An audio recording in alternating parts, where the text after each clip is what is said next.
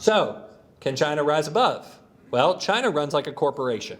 And whoever's in charge of the corporation is going to be the determinant, in my judgment, of the policies and the success. March of 2013, the new emperor, Xi Jinping, came into office and started talking about the Chinese dream. I love this cover. By the way, the Chinese did not. I think The Economist actually had to pull this cover because what it recognizes is it's not really about new China. It's about going back to China of the late 1700s. And that's why he's dressed that way. So what is the Chinese dream? It is a policy. The Chinese dream is to let people, and that's important, it didn't say China, it said people, enjoy better education, more stable employment, higher incomes, a greater degree of social security, better medical and health care, improved housing conditions, and a better environment.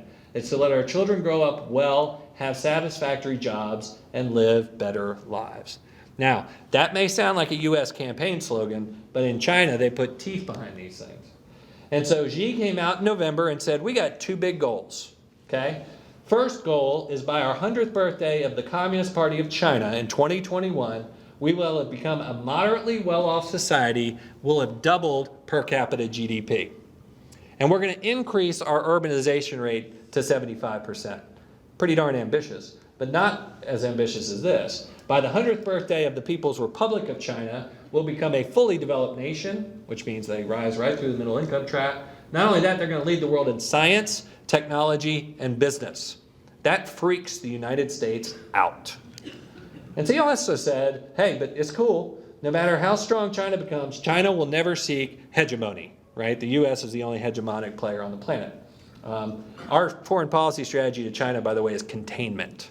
Not sure that's working. So he gets up and he said, all right, we got a vision, we've got a goal, now we need a plan. He put out a 60-point plan detailing proposed comprehensive reforms like nothing we've seen since Deng Xiaoping. And the focus of the restructuring is to elevate the role of the market, right? Not the state, but the market. And he put together a group of really top-level officials to oversee the plan. Meet your goals or die, right? So China's got a pretty good incentive program.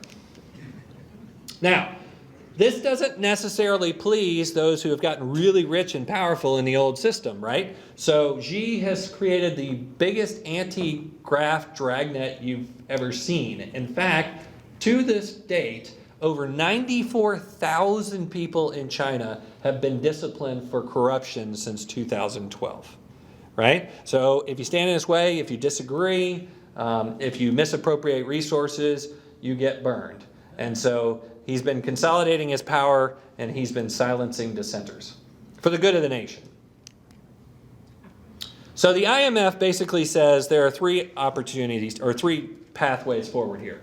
One is China goes through a fast period of reform, basically where construction collapses, which allows consumption to rise, and then you get a steady glide path for the economy to slower growth, which is healthy. Don't let that freak you out.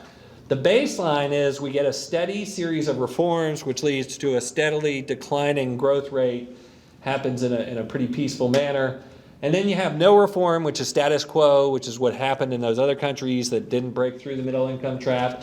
And that predicts that there will be a massive crisis before the year 2020.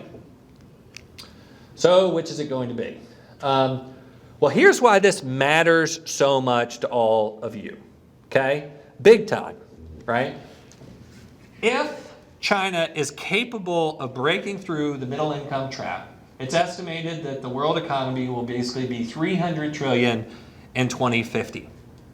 If they don't, and they get ensnared, then the global economy will be $100 trillion smaller. The world economy today is $77 trillion.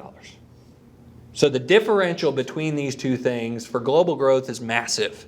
For investment returns is massive.